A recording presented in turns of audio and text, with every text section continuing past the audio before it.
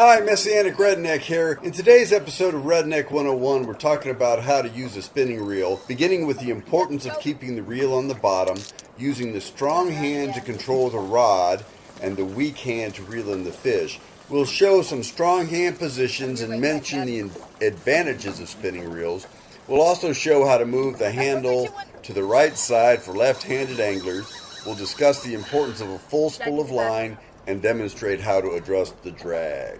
There is a Redeemer, Jesus, God's own Son, precious Lamb of God, Messiah, Holy One.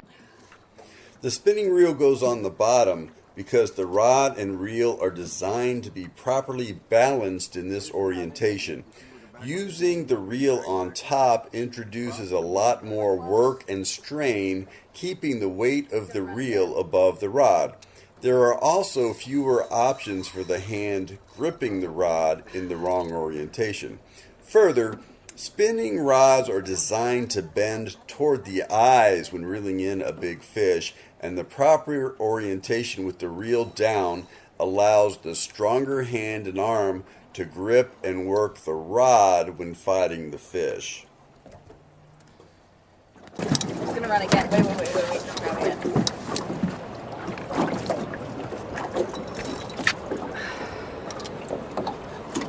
It's gonna go again. That's fine, we're not in a hurry, babe. Just wait. I know, but it's near the anchor line. It's underneath it. Yeah, you got to do that. Don't stop this rod. Come on. Let's keep the load more like a drum. Big drum, big drum. Get it in there. Barely. Right, praise the Lord. Looks like the rod where we're fishing the crab claw just went off. Let's see what we got. Oh man, that's pulling some drag. Lord God, help me land this fish, I pray in Jesus' name.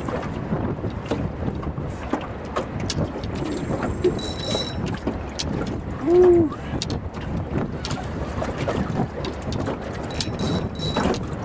And this is all happening so fast. I don't even think I put that black drum that's in the boat in the cooler yet. Only been a few minutes. Oh, praise the Lord. Let's see, where are my boga grips? This is still in the net.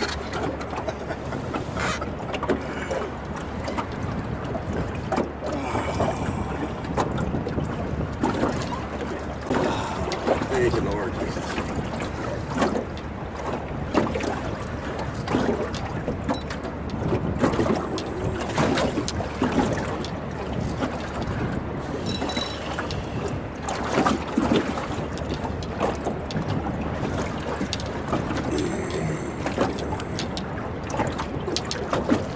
Oh, another black drum.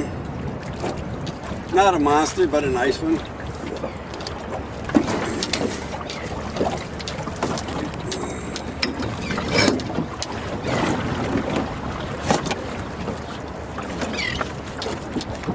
Wow, praise the Lord. That's a nice big black drum. If you look close, you can still see the crab claw hanging out of his mouth. All right, Lord Jesus, help us catch this fish today. We're very happy. David did a great job reeling him in. Thank you, Jesus. All right, praise the Lord. We got my buddy David out here. Got to tighten that drag more. Righty. Don't be shy. Tighten it a lot to begin with. And he's got something on that's big. We already got two big black drum in the boat. We're fishing out here in Caminata Pass in a spot right off of Elmer's Island where we usually catch a lot of redfish this time of year, but for whatever reason we're getting into the big drum today. But hey, they eat pretty good too.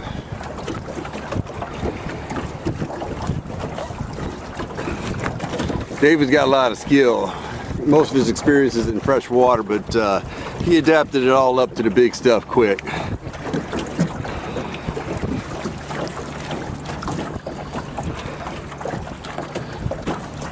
A lot of times we stand up to fight these big fish, but today with the extra wave action, we're sitting down.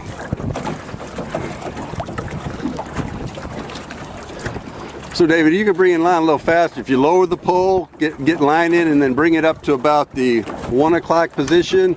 And when you let it down, then you reel the line in. That's called pumping. And let me know when you first see them. If it's a redfish, we're gonna net him and bring him into the boat. If it's another drum, we're just gonna, we're not gonna get him out of the water because the limit's 2 on drum and we already have our 2. So let's see what we got. I don't see the fish yet. Get a little more line in. There you go. Is that another drum? Smile for the camera, Mr. Drum. All right, it's a good time. Okay, well the handles on most spinning reels are reversible for people who are either right-handed or just prefer to reel them in with their right hands. Most of the time they come from the factory when the reel's in the proper position for you to reel it in with the left hand. But there's usually something you can unscrew on the right hand side. Only takes a minute. Unscrew whatever the connector is on the right hand side. Take the handle out from the left side. Put the handle back in. On the right side, replace the screw on the left side. And then the handle is reversed so it can be used in the right hand. So this is the proper way to make adjustments to a spinning reel for people who may be left-handed and want to use their stronger left hand and arm to control the rod and then reel it in with the weak hand, the right hand. Or some people, even though they're right-handed and their stronger hand is the right hand, they might just prefer to control the rod with their left hand and reel it in with their right hand. So that's how it would go. Okay, this picture shows a spinning reel spool, and you can see that the line has receded several millimeters from the edge of the spool. And that's going to compromise casting distance. This particular reel will hold about 100 yards of 30-pound Power Pro, which is on there. You know, about 30 or 40 yards was lost in a couple of break-offs. So the casting distance is significantly compromised compared with if the spool were full of line. So until I respool that with another 100 yards of 30-pound Power Pro, or if I put something different on it, it's just not going to cast as far. So for the maximum casting distance, you want to spool those spools all the way up with line. When I stand in glory, I will see his face, and there I'll serve my King forever in that holy place. Thank you, oh my Father, for giving us your Son and leaving your Spirit till the work on earth is done.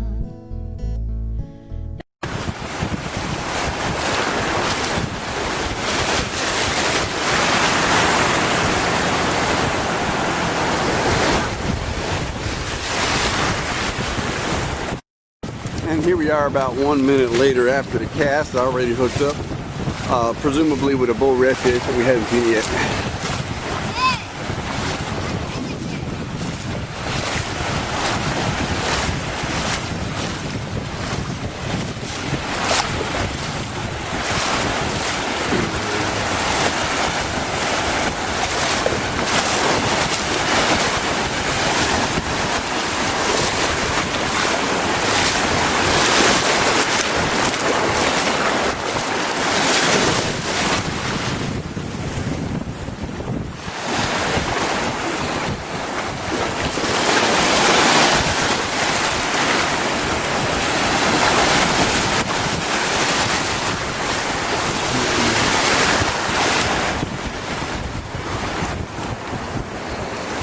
What, 30 seconds? Less than a minute.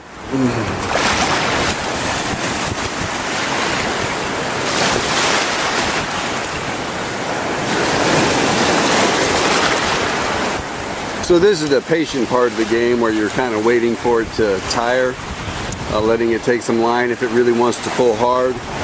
And then once it tires a little bit, gradually reeling it in. As you'll notice, our surf angler is moving the rod tip upward to about 60 degrees or so, and then coming down to get line back with a kind of slow and steady pumping motion, but you're not forcing it. There's a 40-pound braid on there, so you know, it can break if one is not careful, if one really tries to horse it. There are very few snags or things to get caught in on most Louisiana beaches, so there's really no need to horse it. Just wait till the fish is tired out and ready to come in.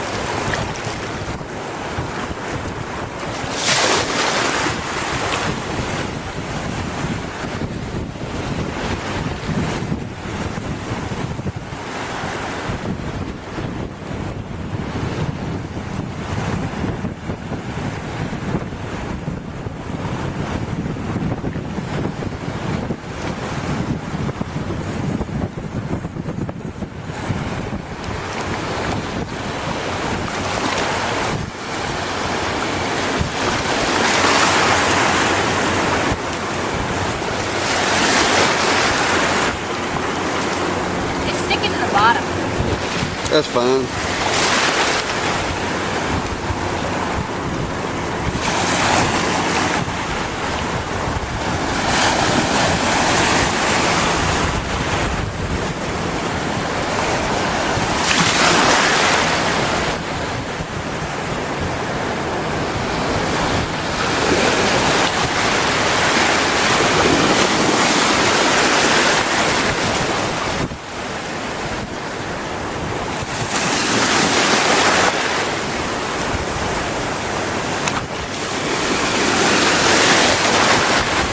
So we're in Louisiana. We're at Caminada Pass in December, and the water's warm enough to at least wade up to mid-thigh or waist level, depending on how the waves break.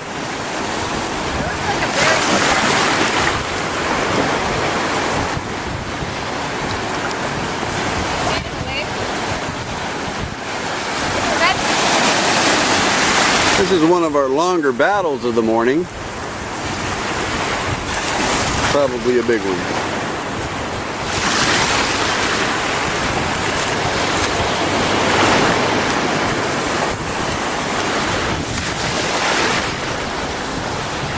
All right, if you become concerned with it getting into the next line down, although it's right there. I have these.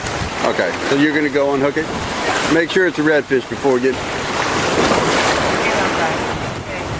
calm down. Calm down.